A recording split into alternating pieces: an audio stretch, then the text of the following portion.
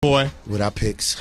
Not the picks. Not the picks. We're going college football right here. College football, yeah. Let's talk about the travesty that happened at Notre Dame and the travesty that happened at the doctor's office. It's a girl. Leona. Yeah, whatever. No, we back right now. We back. Oh, we No. It's all right. Let me get my mind together. I know. LR3. Yeah. Leona Rogers. College football over the weekend, some very big games. Alabama did what Alabama does. They rolled them up. LSU beat South Carolina, which makes the SEC a mess. I mean, that's why. It's not a mess. It is what it is. The best conference in the country. Jadeveon Clowney is an absolute beast. And if you have the best teams going against you, somebody's got to lose. Did you like South Carolina's uniform? I love the camouflage pants. I just would have wore black helmets. I don't like the gray. I would have wore the black helmets or had a cold. I like that color. I like that red. I had and a Gamecock red helmet. You know, I like that black. I like the black cock. But that camo wouldn't have looked right in black. I wouldn't have looked right in red. They had to do it in gray. I like the gray. I just would have wore a different color helmet. I would have wore a black Gamecock helmet. You know what I'm saying? Because who doesn't like black cocks? That's got to be like the worst. Or the best name. Nah. Who you playing? The Cox. Go Cox. Cox took it to us. We got pounded by the Cox.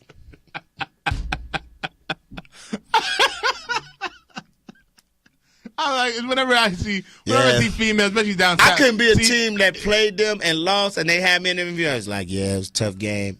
The Cox brought the A game today. You know, you be an asshole too. They pounded us, man. Cox pounded us all over the field. It was tough. They pounded us in between the hash marks. They pounded us out of bounds. And once those Cox get going, it's hard to stop them. At the end of the day, it's tough to swallow. It's tough losing to the Cox. But I wish the Cox well, but they got a long way to go. But they have the depth. They can do it. They got the reach.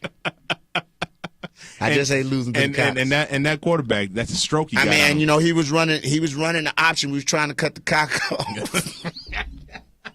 But he was breaking containment and getting to the outside. We just couldn't. I mean, and when we couldn't stop the Cox outside, they pounded up inside. So, I mean, it hurts. It hurts losing to a Cox. We're probably going to be pretty sore tomorrow. Yeah. So, bruised. You got guys bloody in there, bruised. Yeah, it's messed up, man. It's tough.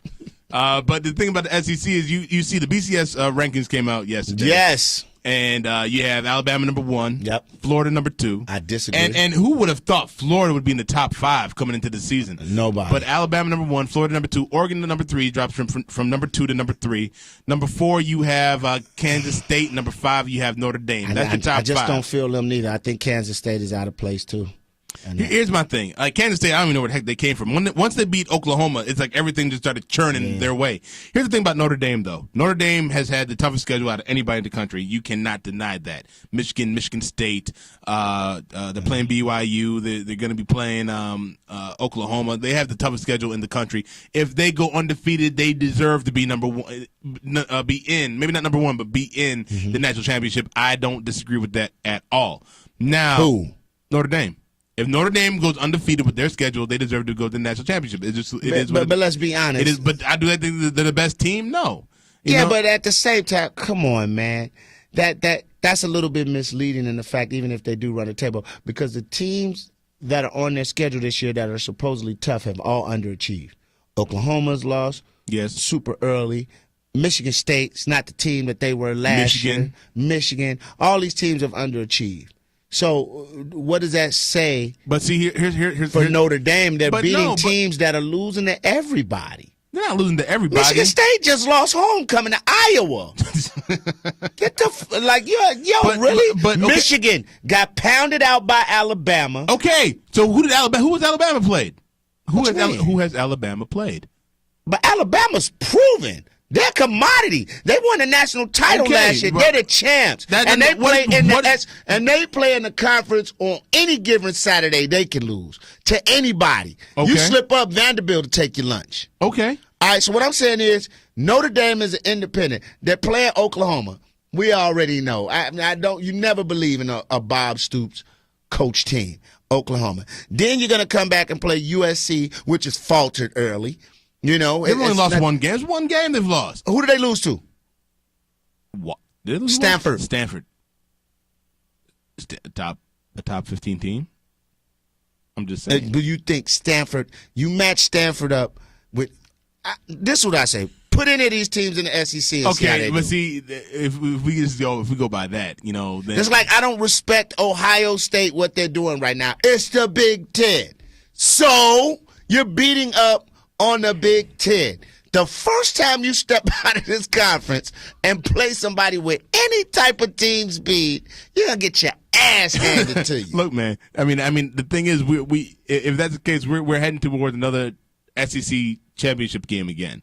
The thing is, you have Oregon out there. The reason why you're not going to have that because if Florida and Alabama keep playing the way they're playing, somebody's going to knock each other out in the SEC championship game. But Florida still has to play South Carolina. They still got to play Georgia. No. They still got to play Georgia. And if they get to the SEC championship game, I'm saying that's why Oregon shouldn't be too mad being number 3 because number 2 or number 1 won't be there. But there's a reason why Florida jumped them. And what is that reason? I don't know. If this is the computer saying that these guys. If you look at the computer, because first of all, I didn't know the computer was that heavy in this. I thought they kind of took the computer out of it, but they haven't. The computer average, actually, Notre Dame is number 2 in the country. Notre Dame's number 2. Well, I'm looking at it right now. Notre Dame's number 5. No. I'm saying if you go, I'm talking about the computers. Oh, okay. The computer has. Yeah, the computer rank is Notre Dame's number 2. Number 2, and then you have. And Florida's number 1. And Florida's number 1. Alabama's not even up there. Want to know why? They're number 3. Because Alabama, remember they played some soft teams. They played like 2 Division I AA teams already. You know what I'm saying? So I mean, we know what Alabama brings to the table. Bowling Green, Texas A&M, Tennessee, Kentucky, LSU, and Vanderbilt. That's Alabama's schedule? No, that's Florida's schedule.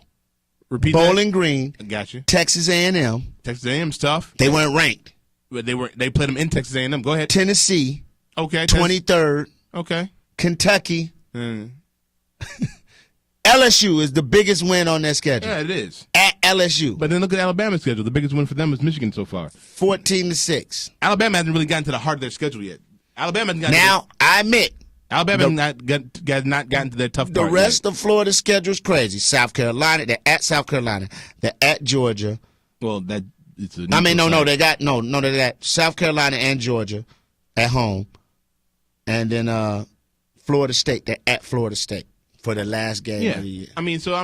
Florida didn't have a tough schedule. Alabama didn't have a tough schedule too. Like I said, they're going to have to play Auburn, LSU.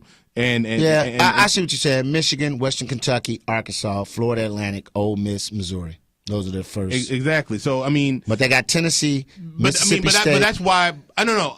Then they got 3 in a row.